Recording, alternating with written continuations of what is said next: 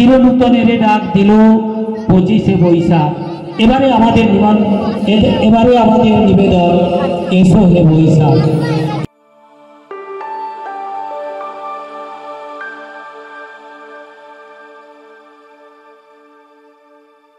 হাতে হাতে ধরি ধরি নিত্যের পদধ্বনি, তুমি দেখিয়েছ সকল প্রতিভা, চাবিকাঠি শুধু চেষ্টা। তোমার দেখানো পথে সকলে হাঁটি যদি, পাল্টে যাবে দেশটা। মনের আকাশে তুমি সেই রবি, থাকবে শেষ অবধি। অবসর জীবনের বেঁচে থাকার তুমি মহা ঔষধি।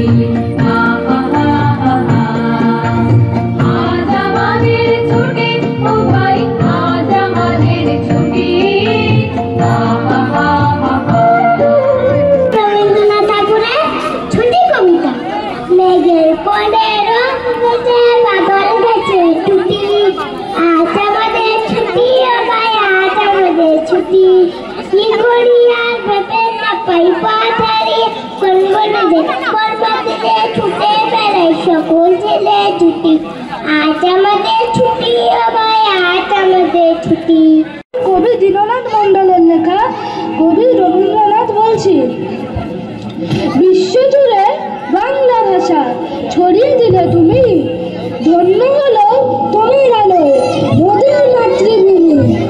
গল্প কাব্য নাট্যকলা উপন্যাসের গানে অমর হয়ে রইলে তুমি বিশ্ববাসীর প্রাণে। শিশুর হাতে তুলে দিলে লিখে সহজ পাঠ, এই বাঙালির গর্ব তুমি কবি